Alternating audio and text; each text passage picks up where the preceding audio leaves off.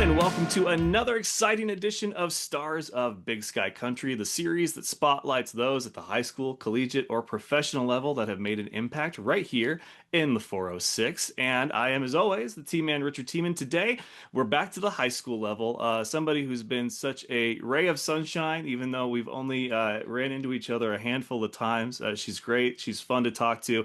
She is elite by all standards, and we'll talk about that. But it is Gallatin's own Avé Odegard. Welcome. How you doing? I'm good. How are you? I'm doing great. Stars come in all shapes and sizes. You guys at the high school level are always so fun to talk to because there's just so much potential as far as what does the future hold? What does this look like? But we gotta do the real hard questions first. So my first question for you is PB&J or grilled cheese? What is the sandwich of Oh, sandwiches? well, I'm really picky about the kind of jelly I eat. My great grandma Oh, makes homemade jelly, so I can't eat it if it's not hers. So I'd have to go grilled cheese just okay. because I'm such a picky jelly eater. All right, solid choice. Score one for grilled cheese. Yeah, there's a lot of fun, like just random internet tiebreaker questions that I like to throw out there. But really, the true icebreaker, as a lot of people know on this series, is what's it like to be you, Ave Odegard? I love it. Honestly, I feel like I love the culture at Gallatin and the school I go to and my friends. I love being a Raptor and I feel like our teachers, our coaches across all sports have just done a really good job of cultivating such an amazing environment to be a part of. And so I love going to school. I love seeing my friends. I love working out. I love practicing. So honestly, not too many complaints over here, but Yeah, every time I see you, you're in such a good mood. You were the first Gallatin player to get. Oh, actually, I take that back. You weren't. Carter Dahlke was football season, but okay. then basketball. You were player of the game last year when you guys played at Great Falls High. You were such a fun interview, and then I would end up running into you again at the Josh Hustis Elite tournament in Butte, and then again the Shrine Game. I think you were up there for that. You're just supportive. You're active, you're athletic. I mean, why is it so important for you in your high school career to not only be somebody on the court, but then to be somebody in the stands and just support the others within your school and your community? Well, I think at the end of the day, the ball stops bouncing for everyone, and nobody that I went to high school with is going to remember, what I did on the court or what kind of basketball player I was, but they're going to remember, and they might not even remember what I said, but they're going to remember the way I treated them and the way that I made them feel. And I think at the end of the day, that's what's most important for me is that when people interact with me, they walk away and they have a smile on their face or it made their day a little bit better. And I think as a school, we do a really good job of supporting each other. Like the football players come to a lot of our games. And so I had a really close friend last year named Weston, and he played in the Shrine Game and he went to a lot of my basketball games and really supported me throughout the season. And so I was really happy to be able to return the favor and go and support him at the Shrine Game and the MEI tournament. Even though I was injured and wasn't able to play, I just wanted to go up and see all my friends that go to different schools and play in different classes that I don't get to see all the time. And so for me, I think it's just about the relationships and trying to keep a hold of people and stay in contact, even if we're not playing on the same team anymore, or even if I don't play them in school ball. Just because I'm a people person, I love talking to people, I love getting to know people, and so when I get to go to things like that and interact with people that I love and I care about, then I think that's really what makes it all worth it. Absolutely, yeah. It was beautifully said. And you guys down there, Gallatin has got something going on, your guys' athletic programs. That's going to be a segue into a question I have for you. But first, like I said, you're elite by definition, your association with Josh Hustis and his elite programs that he does out there. How did that relationship come about? Honestly, I only knew Mr. Eustace a name for a really long time, and my little sister actually goes to a lot of his trainings, but I hadn't gone to any. And then he reached out to my parents last fall and invited me to come to one of his MEI camps, not the tournament. And he's just a really nice guy, a really great individual. I think that tournament is so fun and I love the idea and the concept there of, bringing together talent from all around the state and giving us I think there's a bad kind of conception that double A has like the most talented players, but I think it's really fun to go and, play the Marissa Snyders and the Madison O'Connors and the girls that aren't playing in double A, but who are very, very talented basketball players and get to go up against them and play against girls who really just iron sharpens iron. You know, you get in those positions and you get to be a better basketball player, and it's a really fun environment. And so I have a lot of respect for him and for what he's doing for our community and with the kids in Bozeman especially. And so he's a really great guy, and I feel really grateful to be a part of that tournament, even if I wasn't able to play. Yeah, it's funny that you mentioned that about the A and double A thing because, with the sports that I cover, football obviously is the one that makes the most sense of why it's so important to have those classes because with enrollment and everything, teams are going to have a lot more depth. But when it comes to the sports like track and field, dare I say even like a basketball, it's just like, if you're fast, you're fast. If you can jump high, you can jump high. Like it doesn't matter if you're B, C, A or double A. And so those are some of the sports where I do like to get those mashups, that you talked about, kind of test where you're at amongst all the classes because there are great athletes at all, three levels for sports like that. But I don't make the rules, I don't make the decisions. But yeah, Hustis, he's such a great dude. He loves you guys, like really, like his investment in the community and the youth, and helping you guys get to where you want to be. I also met LWJ and what she does, and I think that's fantastic for her to help, find you guys homes if you need help for the next level. But before we get to the next level, two-time All-State All-Conference, probably going for a third this year, your senior year.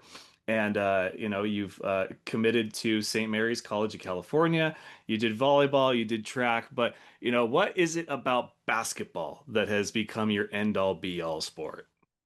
I just love how technical basketball is, and I feel like there's always something to work on. There's always something to get better on. Like, okay, you're a really great ball handler. Now go work on your post moves. Okay, your three-point shot's pretty dialed. How does your mid-range look? And for me, I just love I have really fallen in love with the process of it. Yes, the games are so fun, but I enjoy the working out. I enjoy getting better, like picking apart my game and being like, okay, my mid range is something that I'm really focusing on this off season. That's a little weak right now. Like talking to my coaches at St. Mary's, talking to my trainers here in Bozeman. How can I tweak this? How can I work on it? How can I expand my game so I'm, more of a threat and more of like a weapon for my team? And so for me, it is just how complex basketball is and how many layers there are to it. And I never get bored because there's always something next on the to-do list to work on.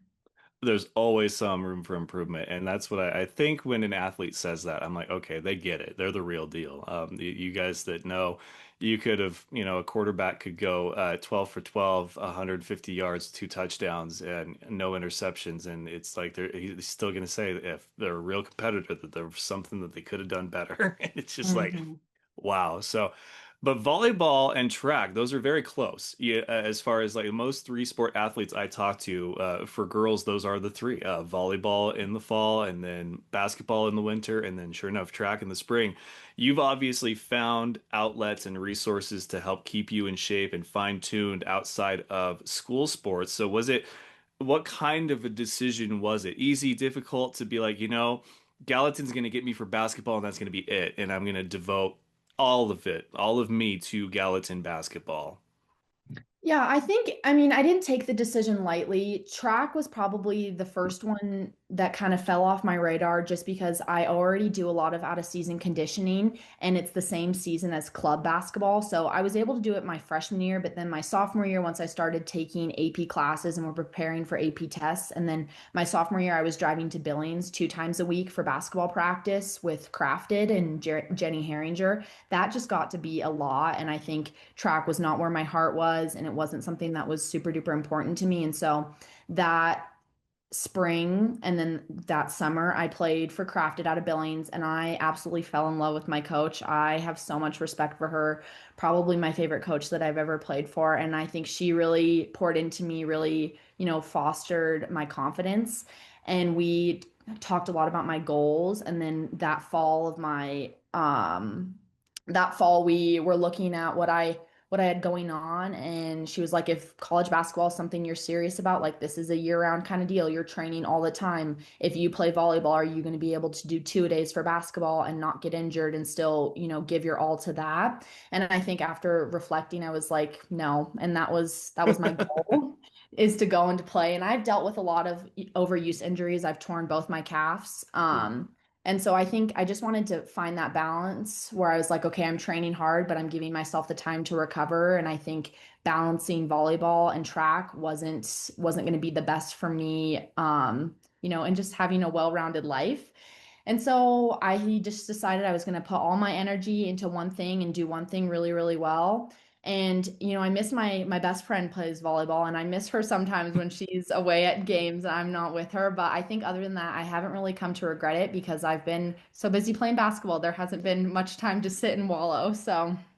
Well, and it's good for you to find those resources and ways to keep yourself busy, at an elite level, like we keep saying, because there's people that I've known that they love a lot of things, and what people don't understand, you can be good at a lot of things, but I think that there does come a certain point where it's like, okay, how far do I want to take what, and what do I need to take it there? And clearly, you guys in high school, junior, senior year, those are the decisions that have to be made.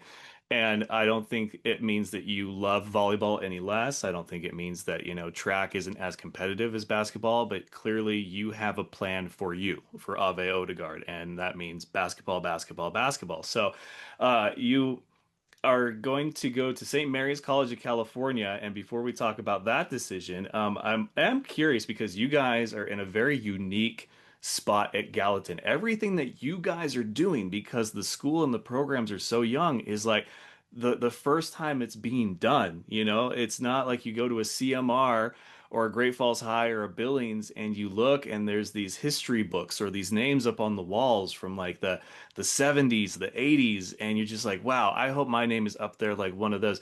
You're going to be that name for a future classman that's like, wow, I hope I can be like Ave Odegard. Like, what is that like to write your guys' own history for a school? I think it's pretty cool, and I kind of like the fact that there's no comparison and there's no expectation, and that we're just. I think it kind of helps you take. For me personally, I play best when I'm just playing free and just worrying about the basketball and not, getting myself overwhelmed with, statistics or the goals that I have to hit. And so for me, it's been really nice not to have that like, oh, well, my mom and all my cousins and my aunts and my uncles all went to Bozeman High. And so their pictures are all over the walls over there. And I think it's been kind of nice to be like, okay, nobody here has this expectation. I don't have to be as good of an athlete as my mom was or as my cousin was. Like, I'm just doing me. I'm in a way too, from as apart from my family being the first Raptor in my family too. It's been like, okay, I'm on my own path here, and the only person that I have to be is who I was yesterday. And so I think that's been really freeing for me, but it has been cool, when we, win a crosstown game. And it's like, wow, that's the first time the Gallatin Raptors have ever beat Bozeman in a women's basketball game. It's cool, but I would say I don't honestly spend a lot of time thinking about it. I like to just be in the moment with our team. And is there any, I mean, and that is again beautifully said. I think that makes a lot of sense. It's not anything lingering in the back of your mind because here up in Great Falls, we've got, we've had three generations of Taylors, and so now Caleb Taylor is out there trying to beat his older brother Cole in all the record books, and just did one of them last week, and he's going to try to do more this week. So there's kind of that internal competition, and people always want to find a way to compete to get them to that next level, but your approach of it being very relaxing and not having to worry about that stuff, I think is very cool because that's an overlooked approach, I think. If you can be relaxed and competitive, I think that's a very beautiful meshing of moods to go out on the court with. But have you thought anything about, when there's a reunion 10 years from now, or if you come back to speak for whatever, that there's going to be somebody that you see on campus that's just like, oh my God, like you're Ave Odegard. Like, is that cool? Yeah. Has that dawned on you? Honestly, no, that's the first time I've ever thought about that.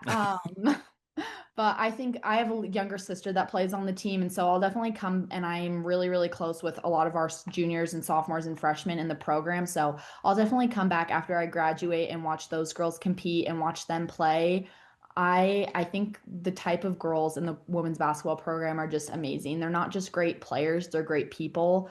We have a team Bible study every Wednesday that most of the team goes to. And I think it's just for me, it's the moments like that off the court. I think what really worked for us last year is that we weren't just teammates, but we were friends. Like we did stuff all the time that had nothing to do with basketball, that was just us hanging out and being together. And for me, that's really what it's all about is, again, those relationships. And so I mean, it would be so cool if they asked me to come back in 10 years, but honestly, I'm more excited to come back in 2 years and watch my little sister and her friends play and watch how they've grown and how they've come, become the leaders of the program and stepped into that role. And so I think, looking forward to all of it, but I love the girls that are in the program now and I can't wait to see what they do in the next couple of years. I will tell you from experience, it is a pretty cool feeling. When I got my sportscasting degree from Full Sail, we were the inaugural online class. And Really. it was the first time that whole degree program was going through anything. And so there was the on-campus kids, I was an online kid, and basically, at the end of it, after graduation, I had instructors reaching out to me asking if they could use this thing I did or this thing I did as an example for future classes.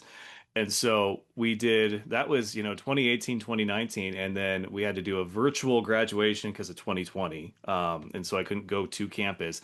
And I didn't get to actually physically go down to campus and walk until 2023 or 2022. So this is, 2 years removed from the program that graduates, a new class every month. Like that's how Wow. fast they churn through people.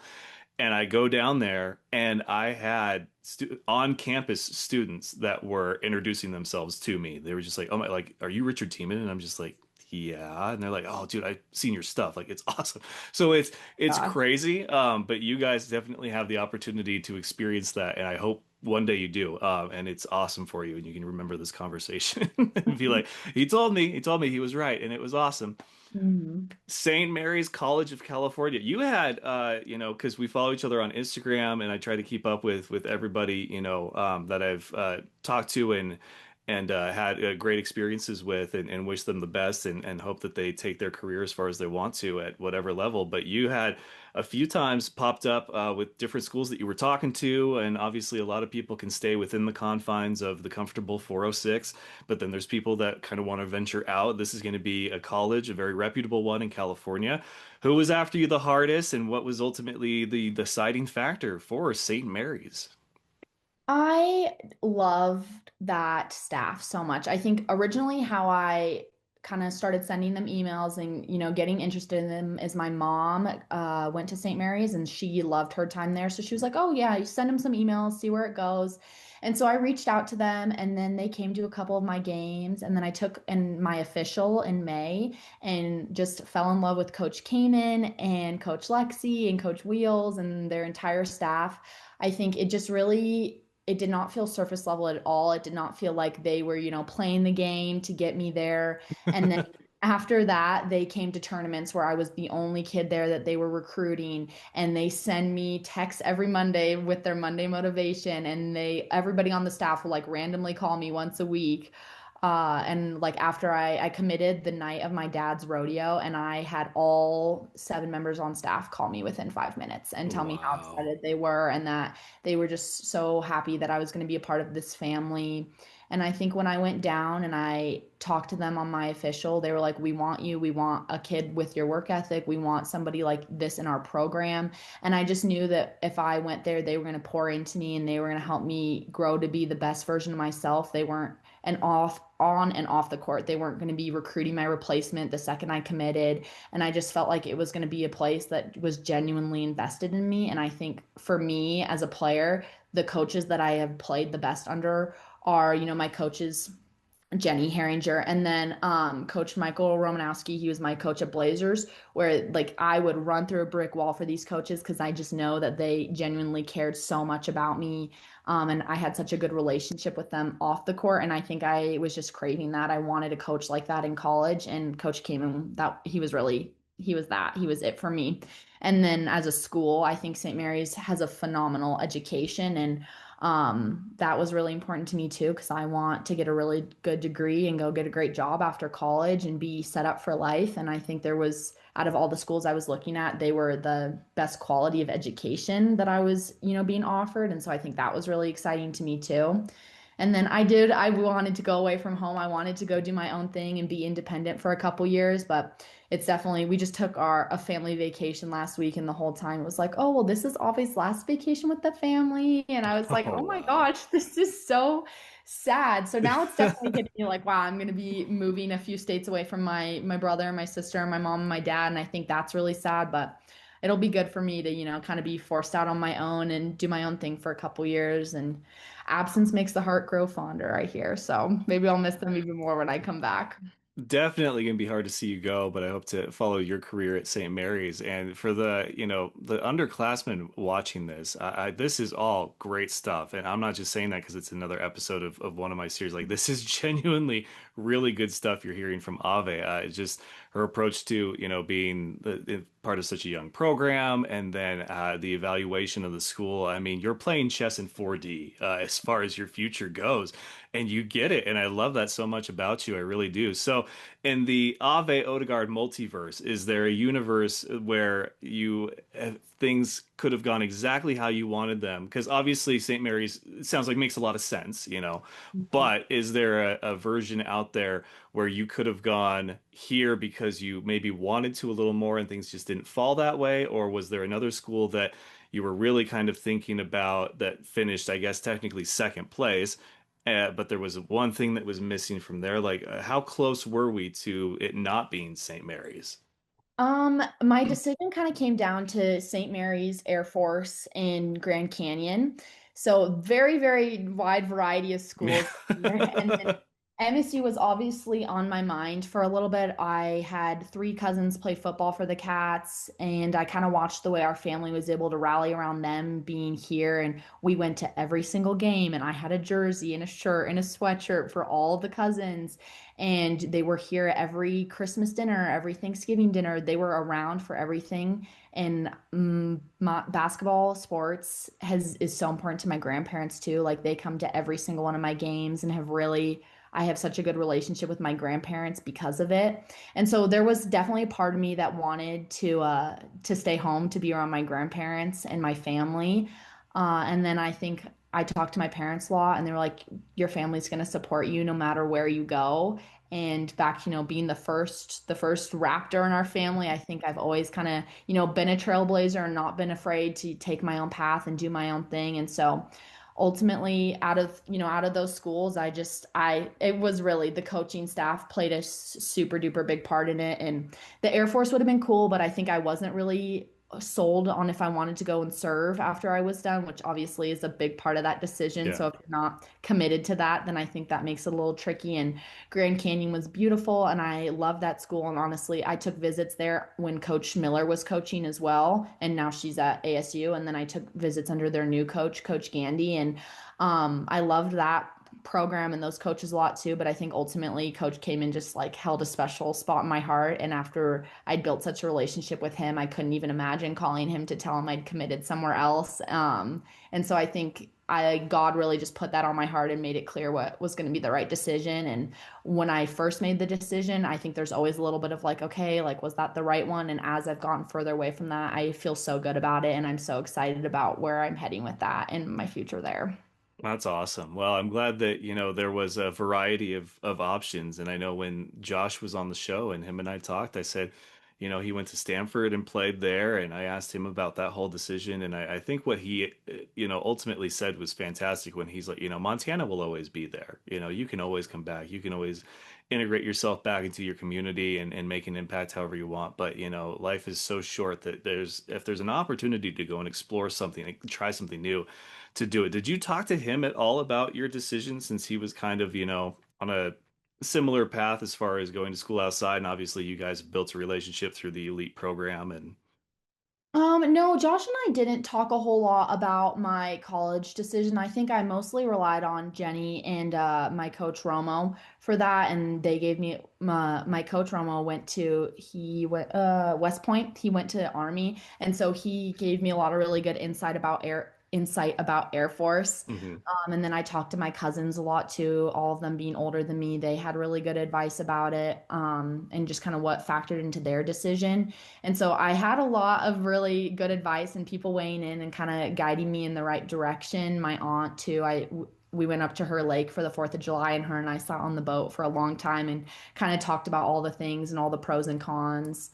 But ultimately, like, it sounds cliche, because everybody told me when you know, and I Yep. was like, there's no way that's true. Like, that's so, like, okay, whatever. Like, I don't believe you. But then I think the closer I got to making the decision, just I kind of had this like nagging, like, feeling. It was like, you know, go do this where they want you, where they love you, where they're gonna really hold you up. And I just being such a big relationship person and the relationships meaning so much to me, I just couldn't like pull away from that. And like something that Coach Kamen and I talked a lot about like before I committed is like I don't want to transfer. I don't want to move around. Like I want to go somewhere. I want to go for 4 years. I want my college coach to be at my wedding. I want him to have a relationship with my future husband and my kids. And like I want him to be a part of my life even after him or her to be a part of my life even after I graduate college. And I think for me, like Coach Kamen was it like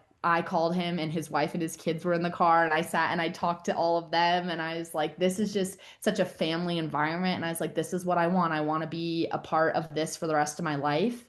And like when I took my visit, I got to meet all of the coach's kids and Coach Kevin, his brother came to surprise him on my visit and they like let me be a part of the surprise. And just I felt like family from the day that I met them and I was a complete stranger. And I just think that's really rare to find. And so for me, like it wasn't like a okay, St. Mary's offered me, I'm committing, that's the end of it, but I always just kind of had this thought in my mind. I was like, okay, like you're not going to find this anywhere else. And so I think that was really really special and really valuable for me to have when making that decision.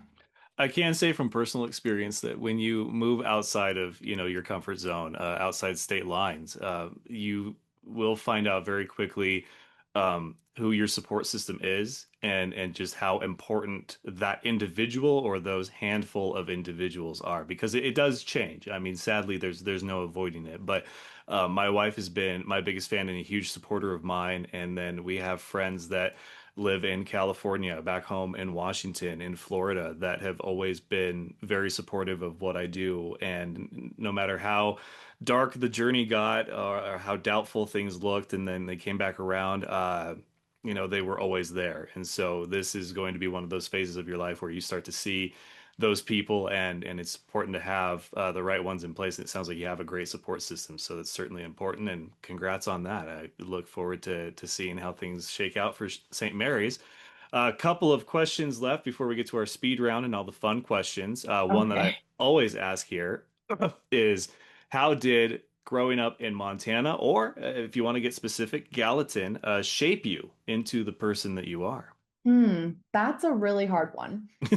I think Montana, my entire extended family on my mom's side lives here. She has two sisters and they both live here, and her parents, and then all of her sisters' kids. Some of them went away for college, but all of them have come back. And I think for me, growing up with my cousins, going to their lake every summer, every Christmas, every family dinner, I think that relationship with my family and being so close to them, that's what made me a relationship person and that it was so valuable and like I am so grateful for the relationship that I have with my grandparents and being so close to them and I recognize that not everybody gets to have like such a huge family so close to them. And so I think that was a really big part of the way that I grew up and kind of who I am today and their advice. My mom, obviously, you're always going to live close to your mom, but like I my know. family, my mom used to wake up at 5 a.m. to take me to the gym before I got my license to rebound for me. And couple that my mom had a family friend who had a gym in their basement and they opened it up to me. And then I went to, fast forward a few years later, I went to their daughter's wedding and I have a really good relationship with them now. And her husband completely like formed my shot and how I shoot the basketball now. And so I said it earlier in an Instagram post a little bit earlier this year, but I think what has been most valuable to me through basketball has been the relationships. And I think like the people around Montana, the girls that I've played club with, whether it's like Allie Glasscock or Lainey Ketchum, some of these relationships and these people in Montana are so invaluable to me. And I think that, I mean, you can make relationships anywhere, but I think this people in Montana are so special, like just really grounded, down to earth people who, love one another and who are just like the kindest souls. And then my father grew up on a big ranch, and we grew up on some acreage when we were younger. And so I think that really, that instills a work ethic in you, and you have to go get the chicken eggs and -20-degree weather, and you're freezing and you're crying. And then you have to come in and wash all the eggs so you can sell them at your dad's office. Like, I think some of that's really it's character building stuff right there. And it made me really close to my siblings because all of our neighbors were too far away to walk to. So now we had some forced family fun, and I'm really close with my siblings. So I think Montana has such a special lifestyle and a culture that I am so grateful to be a part of. And I'm excited to go away for college and experience something different. But I definitely think I'll come back here to raise my family and be around, my parents and my siblings when my kids are young, because I think that's such a big part of who I am, and I want my kids to have that too. Fair enough. I will warn you though. I heard the first time I went to Full Sail to visit campus, there was a guy I was still in my program. I had a year left, and he's like, "Man, if you want to get the full experience, come be an on-campus. Like we can just tell that you were made to be an on-campus student and utilize all the fancy tools and toys we've got here. Not knocking anything that you've done as an online, but we can tell that you're invested in this career path." And he's like, "Plus, palm trees are undefeated, man." So I will Yeah, just caution you right now. St. Mary's campus is beautiful, so I might get swept up in the California vibe. We'll see. A bit difference in cost of living. I mean, we can't complain. The cost of living here in Montana, California is a different beast, but Florida was a close in between. So I don't know if that holds any sway, but we'll certainly see. So last one of the serious ones, not that they've been serious at all up to this point, but uh, life after basketball for Ave Odegard. What does that look like? You said you had a plan, kind of. I'm curious to hear this. Yeah, I'm nothing if not a girl with a plan. I've pretty much had my whole life mapped out since the first grade. But I want to major in economics on the pre-law track and then get my law degree and go into sales. I've heard I have a very salesy personality. I don't know if that's a compliment or not, but I think real estate, my mom is in real estate and I work for her part-time. So I've kind of gotten a little bit of taste of that. And I think that would be really interesting, and go into contract law and kind of be able to utilize that degree with sales. I think high ticket remote sales would be really interesting too. Gives you a lot of job flexibility. And then, there's my dad and I were recently talking about maybe doing some sports management stuff with a law degree, just to kind of stay connected to my roots and still be a part of that community. So I'm not exactly sure yet, but I know that I want to get my undergrad in economics and kind of have a good, I've been told by my parents that I'm not an excellent budgeter and that I need to get more money savvy. So I think that would be a good thing to kind of have in my back pocket, especially because I know whatever I go into, I want to be an entrepreneur and I want to, kind of understand how money works, and then use my law degree to argue, which I've heard I'm also good at. So we'll see. We'll see. Something in that realm. Yeah, I will say that one of the best things I ever did, and granted it was junior high, but oh man, it was I'm very happy I did. It was an elective course. Still don't understand how this type of class is an elective, but yet you have to take 2 years of a foreign language to get into a 4-year college. But anyway, it was called career economics. They taught you how to Mm. put together a business plan, budgeting, overhead, spending, the costs for all this. Plus, oh my God, they taught you how to build a resume, a cover letter, apply for jobs. Wow. Like it, Yeah, that's nice. it needs to be required in every school, and somehow it's not. So, good on you for getting that experience, though. Those are real world experiences. That's something that a lot of people lack. I will say that I felt, looking back, very unprepared for the adult world and adult life when I got out of high school, and even after 2 years at Eastern, there was just a lot that I was very naive to. So I try to help people avoid that as best I can because it can affect you. It can make life easier or much worse for you, depending. All right, so the speed round.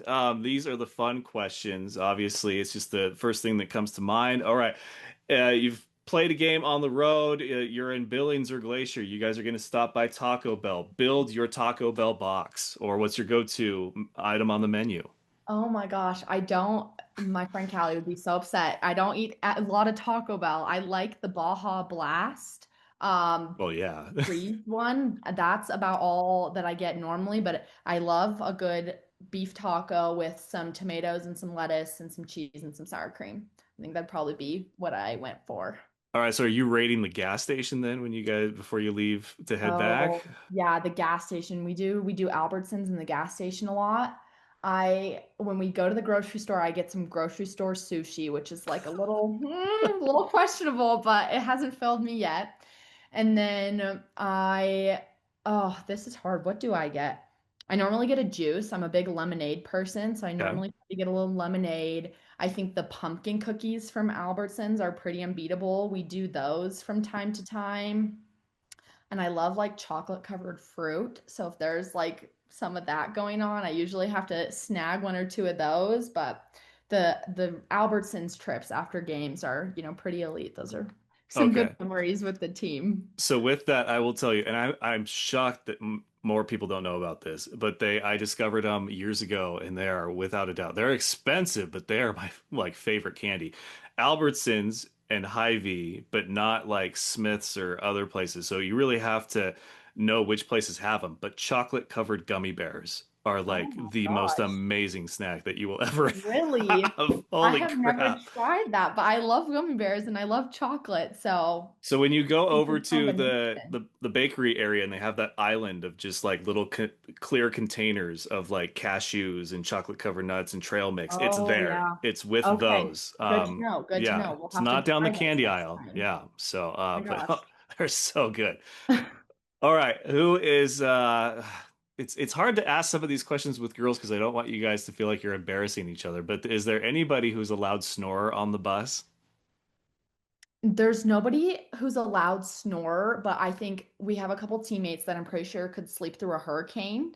And I'm not judging because I'm one of them, but Michaela Coleman and I have some pretty elite naps on the bus. We sit across from each other most times, so we've got a Hmm. good setup going. Yeah, yeah. Yeah, so her and I, we get some good naps in together, and I'm pretty sure if the bus got in a wreck, she could sleep through it. Like she's a real hard sleeper like that. So she's probably award to best napper on the team, probably goes to her, but I've never heard her snore, but she's a good sleeper. Fair enough. Pre-game snack for you. What's the must-have? You can't leave, the house or the bus without it. Well, this is like very regimented. Like I have a very regimented pregame routine, but I always eat some Osmo hydration, some apples and some pretzels before every game because I like to get some good carbs in and some good energy before I go out and play so I don't, plateau in the fourth. So that I eat that before every single game. I have to pack it from home. But I think it's a good balanced snack to get me going before the game.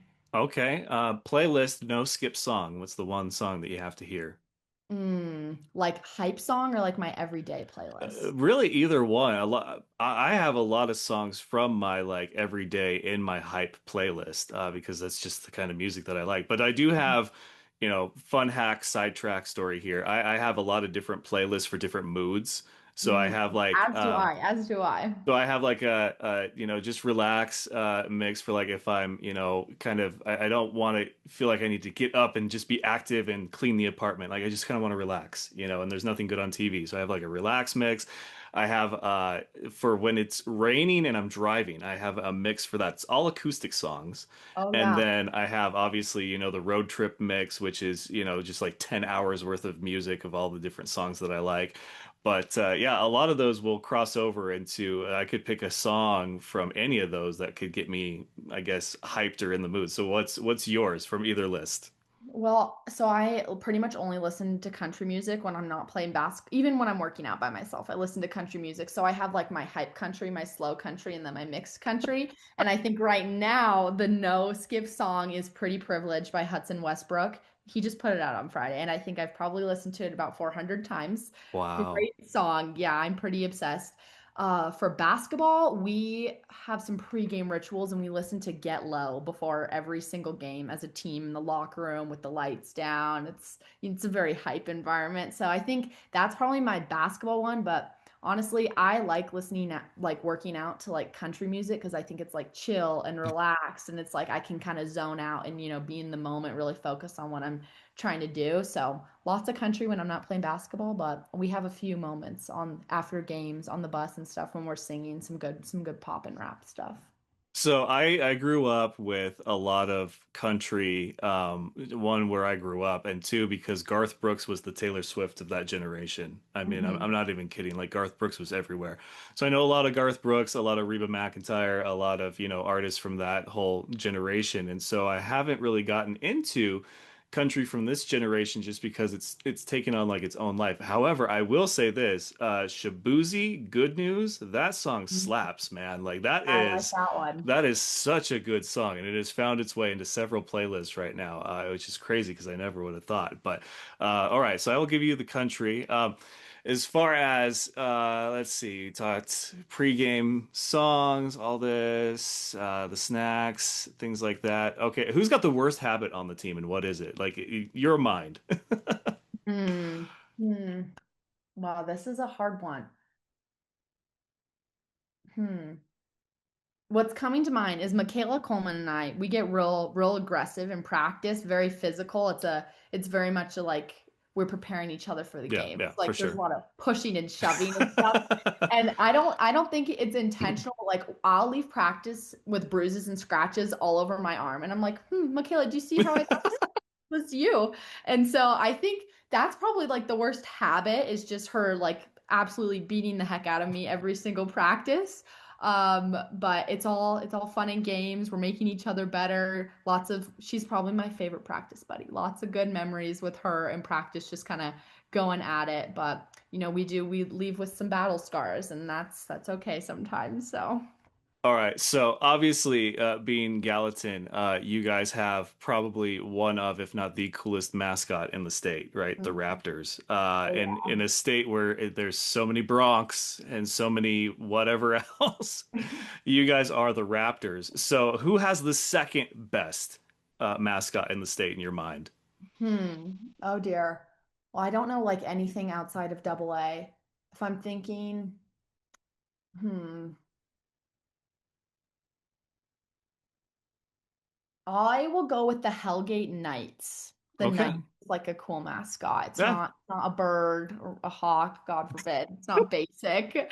I like the Knights. I think that's a good one. And the CMR Rustlers, I like the like bison skull. I think Yeah. that's like a good, you don't see a skull for a lot of mascots, so I think that's pretty original. Those are solid answers. I'll take that. My wife loves your mascot so much that anytime I talk to somebody or I'm going anywhere near Gallatin, she's like, "We got to go to the dinosaur school so that I can get some dinosaur merch." And I'm like, "You don't? Do you even Gosh. know anybody that like plays there?" She's like, "No, it's just like the coolest logo. We don't have a kid at any school here in the state. I can wear it if I want to." So I Yeah, got to no. make a point to get some of that.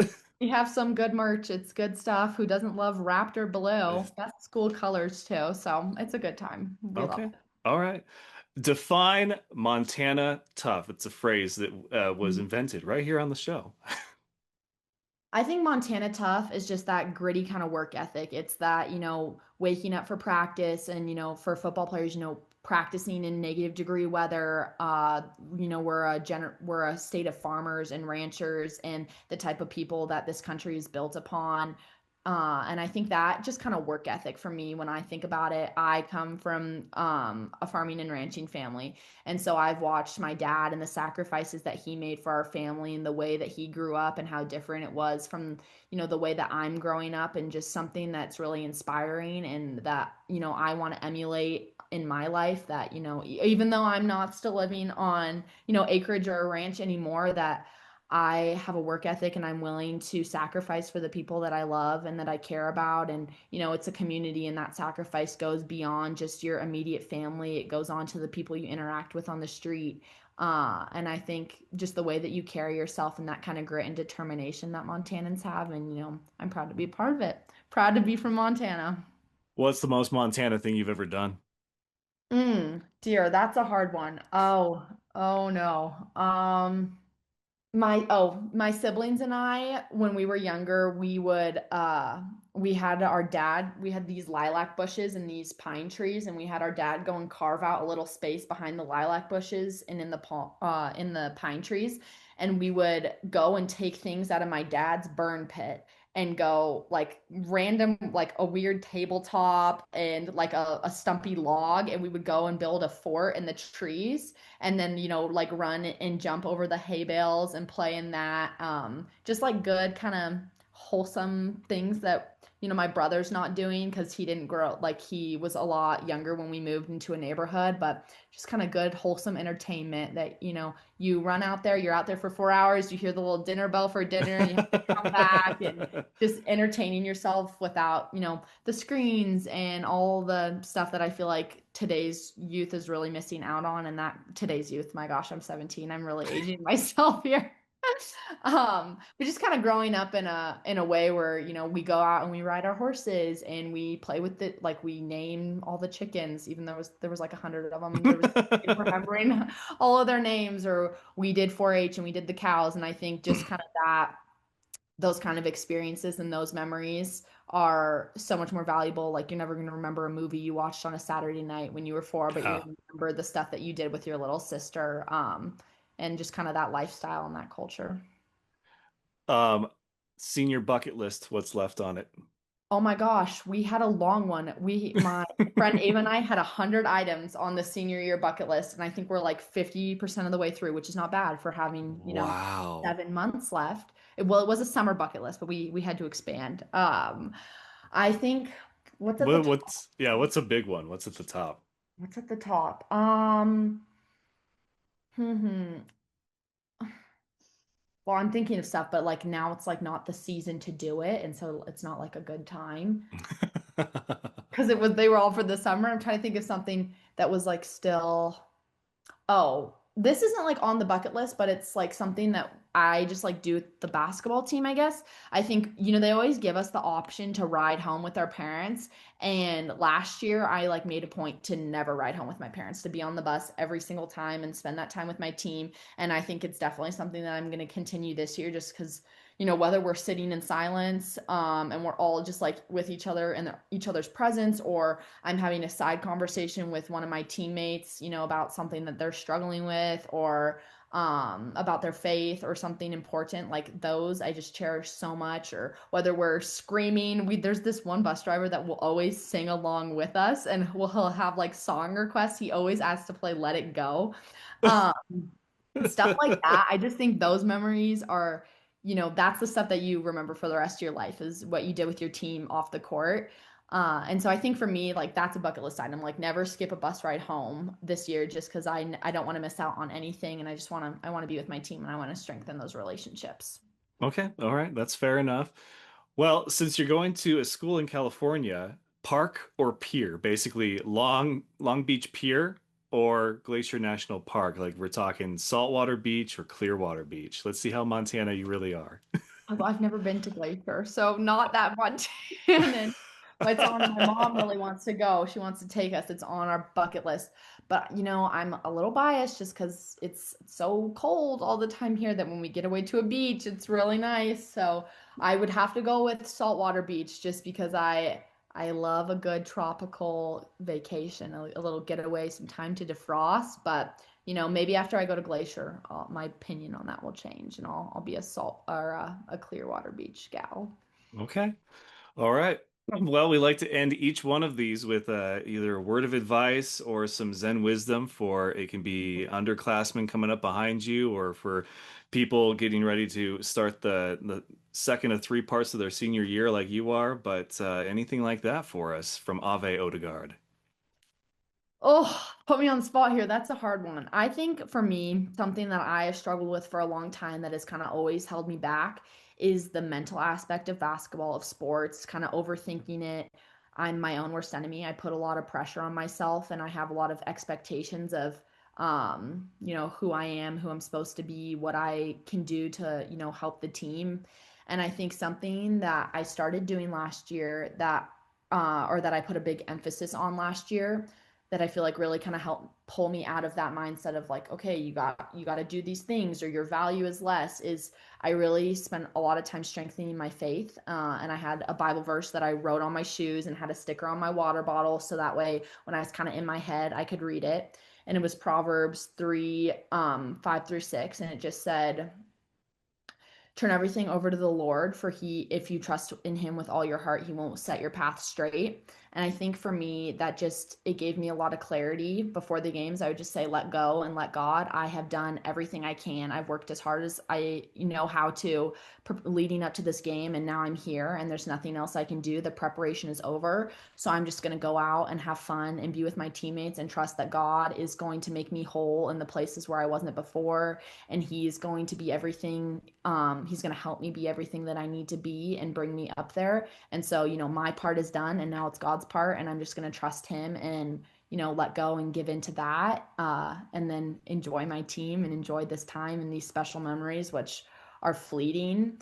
And so I think for that, my advice would be, really put your trust in God, put your faith in that, and don't allow yourself to get, swept up in the accolades and the awards and, all of the outside pressure, what the news people are going to ask you after the game. Just, stay focused on your team and on your faith, and just trust that, like, if you're putting the work in and you're doing what you're supposed to do outside of the games, that you're exactly where you need to be and you're on the path that God has for you. And that, my life, my season, my basketball career hasn't always been, exactly what I wanted, what I would have planned or what I would have picked out. But I'm so grateful for all the trials and all the lows and all the hardships. And that's all part of God's plan for me too. And so I think once you get at peace with that and you don't try to control everything, which I'm still struggling with, I still have my moments. Um, We but all once do. you once you kind of get to a place where it's like, okay, like now it's your turn, God, like I'm going to give it over to you, and you're just able to, let go and be in that moment, I think you play so much freer and so much more relaxed. And that's my little brother's friends ringing the doorbell. But I think that would be my piece of advice. Just step away from it sometimes and don't let yourself get so wrapped up with other people's expectations for you, and, you know, it, be strong in your faith so that way you can just be in the moment and cherish it. Well, I think that was, again, beautifully said. That's very great wisdom. A lot of faithful people, watch the show or have been a part of the show and have similar things to that. So I think if clearly it's working for them, working for you, it can work for everybody. And I won't take offense to the media comment there. I hope that for you guys, because I know Gallatin maybe knew of me at that point, but I hope that it was, it's been an enjoyable experience for you guys when you see me show up to games and whatnot, to make things a little bit more lighthearted and fun, before you get to college and things get a little bit more serious and difficult. But man, that was great. We will end this episode on that note. Ave Odegard. She's got a full season of Gallatin Raptor basketball ahead of her. So all those two-time All-State, All-Conference, and wherever she sits for points and rebounds and baskets, I'm looking forward to a great season. The Fan Show will be making its first stop in Gallatin for one of those games. She's just got to let me know which Okay. matchup is the matchup, and we'll have another great time. But thank you so much for your time. I really appreciate you and everything, and for keeping in touch. And can't wait to see where the St. Mary's experience in the future takes you. Thank you so much. Have a great night. Yes, all right. So for Ave Odegaard, I am the team man, Richard Teeman, and until next time, we will catch you among the stars of Big Sky Country. We'll see you then.